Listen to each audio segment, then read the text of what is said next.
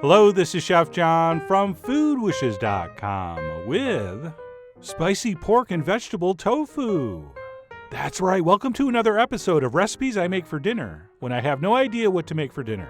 And for a dish to end up on that list, it has to check off all the right boxes. Right, it has to be fast and easy, and it has to look good and taste good, as well as be healthy. Although the last one is optional. But the point is, this is one of those recipes that I think has it all.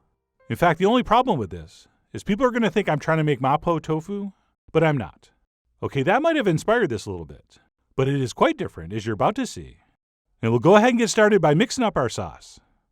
And that'll begin by adding a generous amount of Korean chili paste to this bowl, which goes by a name something close to gochujang.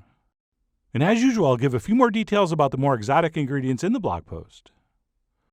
And then to that, we will add some hoisin sauce, followed by a little squirt of that classic Chinese ingredient, tomato ketchup.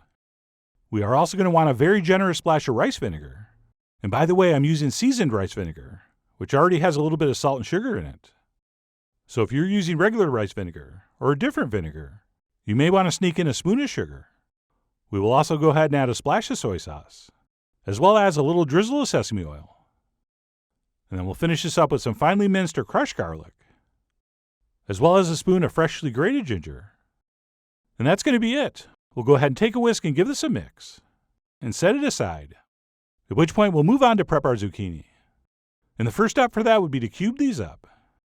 So what we'll do after cutting off the ends and splitting this in half lengthwise is that we'll go ahead and cut that twice the long way to make hopefully 3 equally sized long strips, which we can then turn and simply cut across in equally sized cubes. And don't take this personally, but I really don't care how big you make your cubes, as long as you pick a size and stick with it, so that hopefully these all cook evenly. And then what we're going to do once our zucchini is cut is add it to a bowl and toss it with a tablespoon of kosher salt, which looks like a lot, and it kind of is, but we're going to rinse most of that off after giving this stuff what I'm calling a quick cure. Because what's going to happen after we mix this up is we're going to let it sit for like 10 to 15 minutes. And that salt's going to draw out a shocking amount of water from the zucchini. In fact, this shot right here was only like a minute after I added the salt. And you can already see how wet it's looking. And then what we'll do after about 10 or 15 minutes is go ahead and drain this. And you can see just how much liquid was extracted. And then what we should probably do at this point is give these a thorough rinsing and let them sit and drain until we need them. And by the way, before you rinse, go ahead and taste one. Because if that tasted perfectly seasoned to you, do not rinse it. But most likely it will taste a little salty, so we'll go ahead and rinse those off. And basically by drawing out that liquid, we've intensified and sweetened the flavor of the vegetable. And as you'll experience later, we've really improved the texture. And we'll go ahead and let that drain while we move on to the next step, which is to brown our ground pork over high heat in a dry pan. Okay, there's going to be enough fat in that pork. We don't have to add any more here. And what we'll do is cook that on high heat for about 5 or 6 minutes or so. Not only, as I said, to brown the meat, but we also at the same time want to break this up into as small pieces as we can. Right, the smaller the better, I think. And then what we'll do after our pork has been cooked and crumbled is go ahead and add some minced spicy red peppers. But not just any pepper. For I believe the first time in Food Wishes history, we're going to be using fresh cayenne pepper. Yes, this is what cayenne looks like before it ends up in your spice shaker. And what I like to do here is slice it very thin and then sort of seed it. All right, using kind of a lazy man's technique where you sort of slice the pepper up and then give it a little bit of a toss, which causes all the seeds to sort of fall out.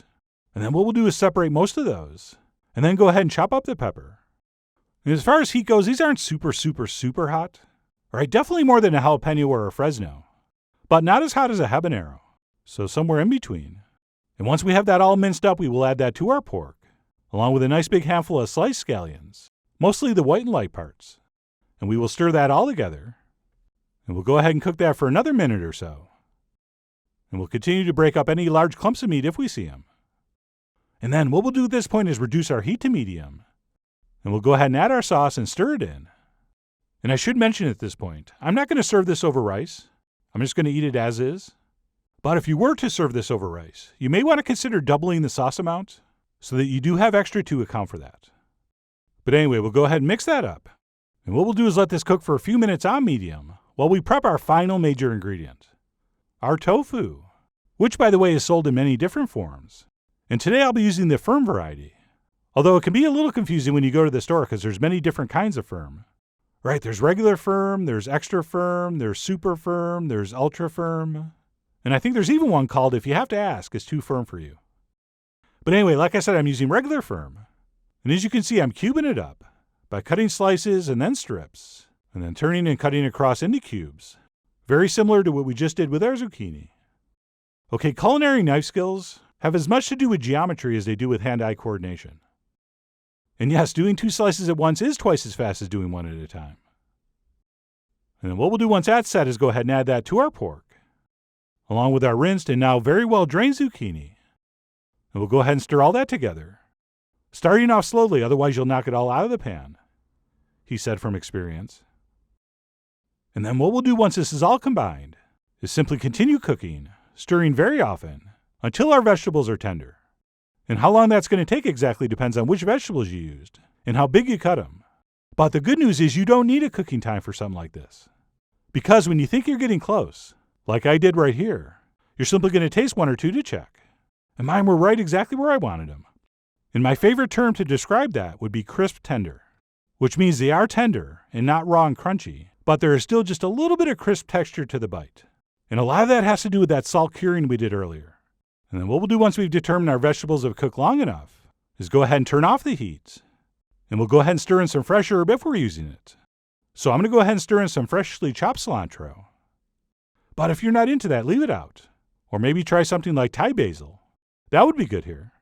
But anyway, if we're using herbs, we'll go ahead and stir them in. And of course, we'll give that one last taste for seasoning. And mine was tasting just about right. So we'll go ahead and serve up. And I garnish with some extra sliced cayenne pepper, so people know we're not fooling around. And then I finish that up with a little touch of green onion. And that's it. What I'm calling spicy pork and vegetable tofu is done. So let me go ahead and grab that spoon and dig in. And of course, if you prefer a fork or chopsticks, use those. I mean, you are after all the Fu Manchu of how to chew your tofu. But personally, I do find the spoon the best delivery system. But no matter what you use, I think you're going to be very, very impressed with this dish. Okay, it's one of those recipes where you can identify and taste each of the individual ingredients, and yet they still blend beautifully together to form a harmonious amalgamation. And no, you're not going to miss the rice at all. In fact, I think it actually dilutes the flavor. But like I said, if you are going to serve this over rice, you're definitely going to need to make more sauce. Oh, and one last thing before we sign off. I called this pork and vegetable tofu and not pork and zucchini tofu for a reason. Since this is one of those recipes that's absolutely perfect to act as a catch-all for all your seasonal produce. All right, things like green beans or eggplant or peppers or other kinds of summer squash should all work beautifully in this. And once you get a little bit of that slicing, dicing, and cubing out of the way, it really is a fast and easy recipe. But anyway, that's it. Spicy pork and vegetable tofu. Like I said, when I'm sitting around and I cannot decide what to make for dinner, very often this is what I end up making. And I am never not glad I did. So I really do hope you give this a try soon. Head over to foodwishes.com for all the ingredient amounts and more info as usual. And as always, enjoy.